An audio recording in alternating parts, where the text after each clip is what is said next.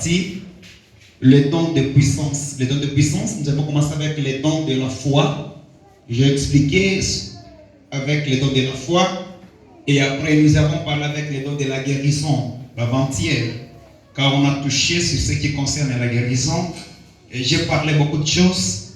Et hier, nous avons parlé avec le don de miracle.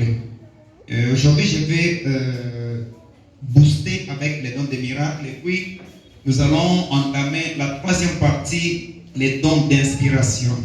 Les dons d'inspiration, notre troisième partie, ou bien notre troisième groupe. Et là, il y a beaucoup de dons.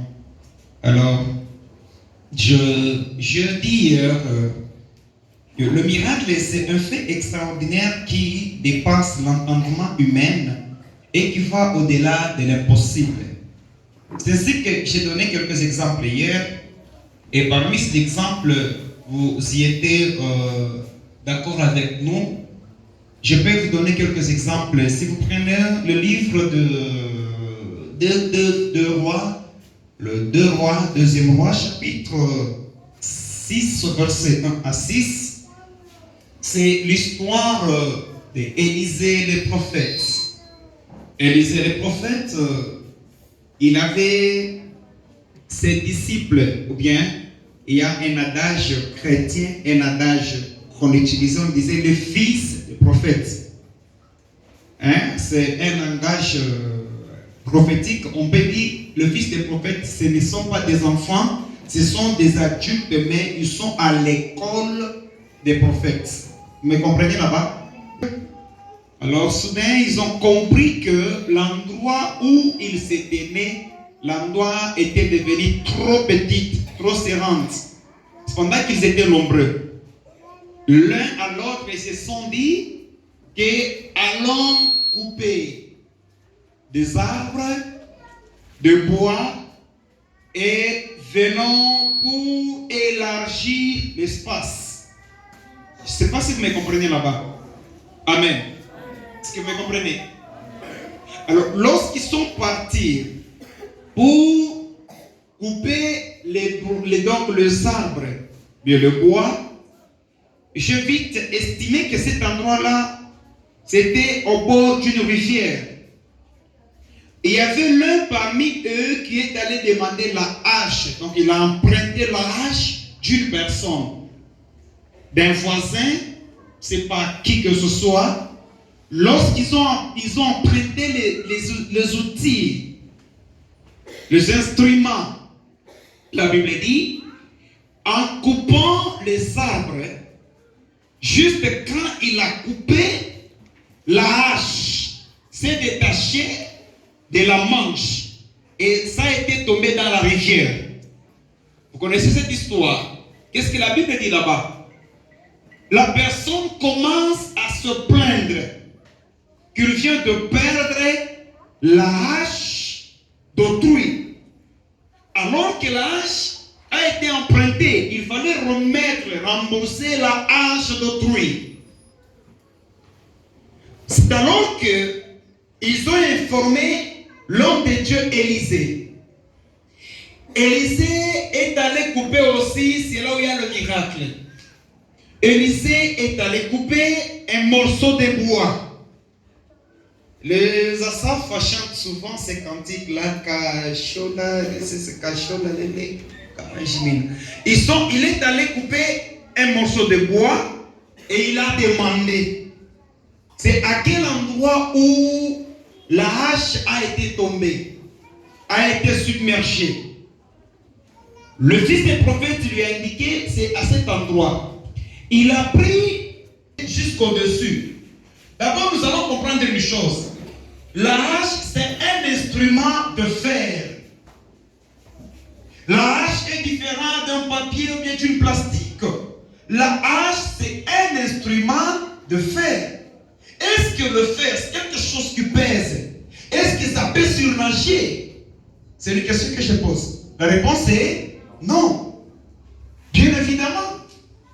Parce que c'était au moment de miracle, la hache a surnagé. C'est ça qu'on appelle le fait qui dépasse l'entendement et le fait extraordinaire. Ça, c'est un miracle, ce n'est pas une guérison. La hache a surnagé sur le seau. Et la hache a été perdue dans la rivière. Soudain, quand l'homme de Dieu a pris un morceau de bois et l'a jeté là-bas, le morceau de bois est allé faire surnager la hache. Savez-vous que Élisée était le serviteur d'Élie. Tout le monde connaît ça. Élie était un prophète. Élie était tishbite. Il n'avait ni père ni mère. Il n'a pas de généalogie dans la Bible. C'est ainsi qu'Élie représente l'Éternel qui est venu des pays inconnus. Élie, autrement, c'était un Dieu. Maintenant, écoutez ce que je vais vous dire là-bas. Lorsque Élie, dans sa marche, j'avais déjà enseigné, dans sa course sur la terre, Élie avait fait combien de miracles?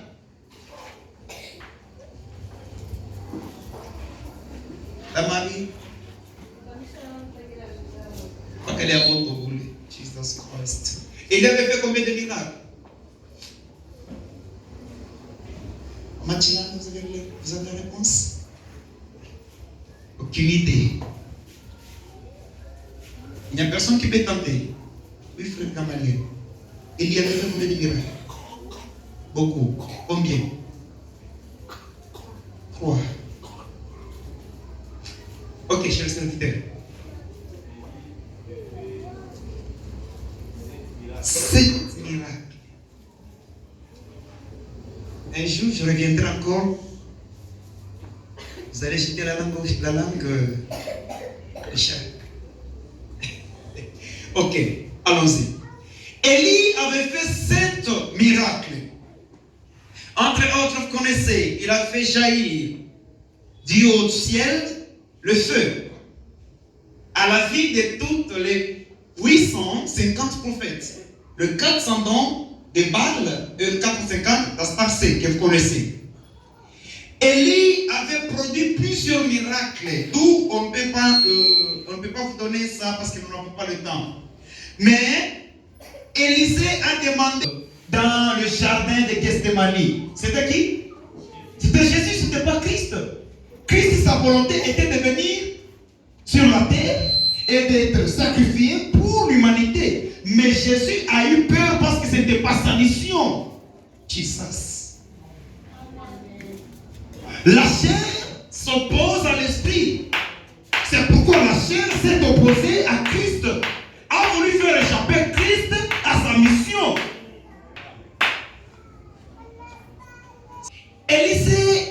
Élisée a vu comment Élie a dépêché son manteau.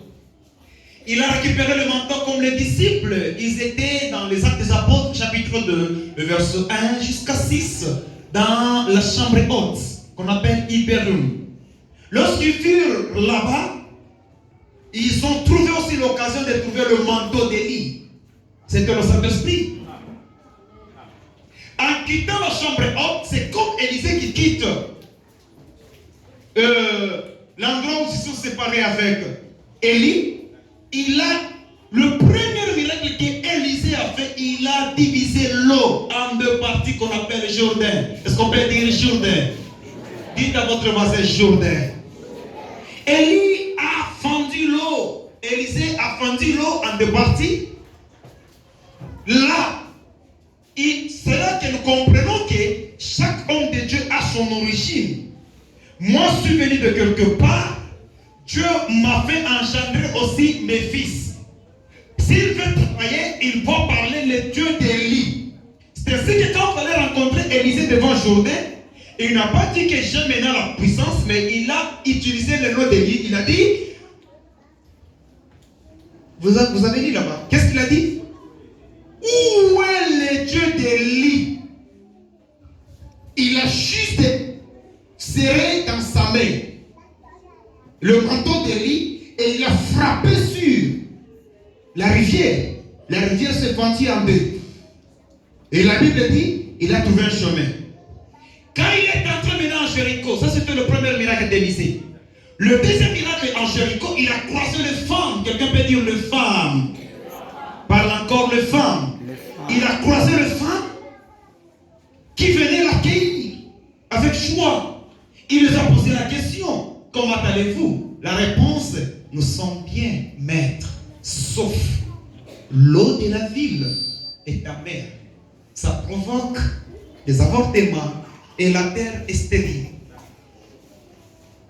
La Bible dit, il leur posa la question, montrez-moi, donc allez me chercher un plat neuf et mettez-y du sel et accompagnez-moi à la source.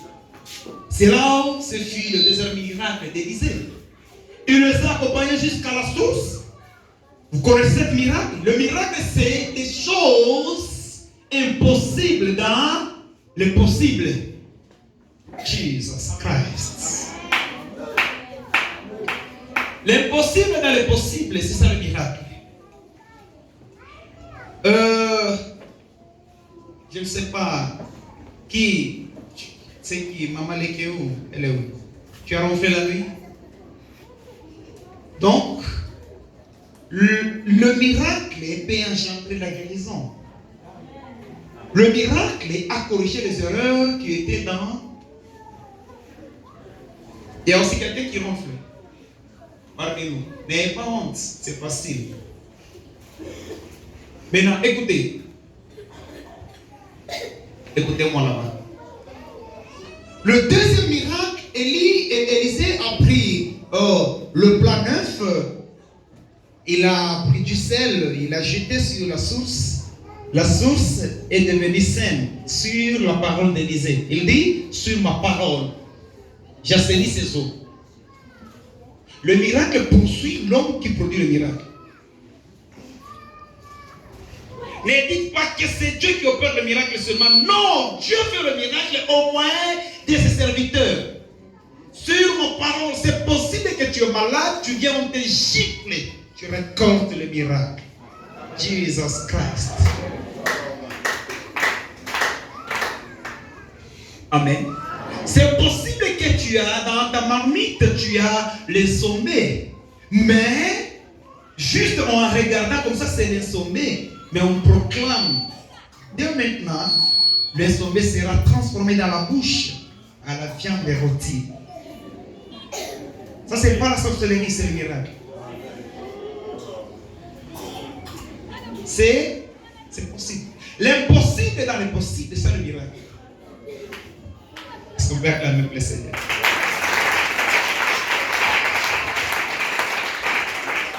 Allonger la jambe qui était courte, ce n'est pas une guérison, c'est le miracle. Rétrécir le ventre qui était gonflé, ce n'est pas une guérison, c'est le miracle. Ou bien faire le training de la personne, c'est-à-dire, on appelle quoi? C'est quoi? Les régimes pour perdre du poids. Ça, ce n'est pas une guérison, ça, c'est un miracle. Marcher au-dessus des eaux, c'est un miracle. Est-ce qu'il y a quelqu'un qui m'attend là-bas? Mais le miracle peut accompagner la guérison. La guérison ne peut jamais accompagner le miracle parce que le miracle est au-dessus de la guérison. Tu peux être malade. Au travers le miracle, tu trouves la guérison. Mais la guérison ne peut jamais produire un miracle. Ça, il faut savoir. Je suis rapide pour ceux qui écrivent. Je suis rapide.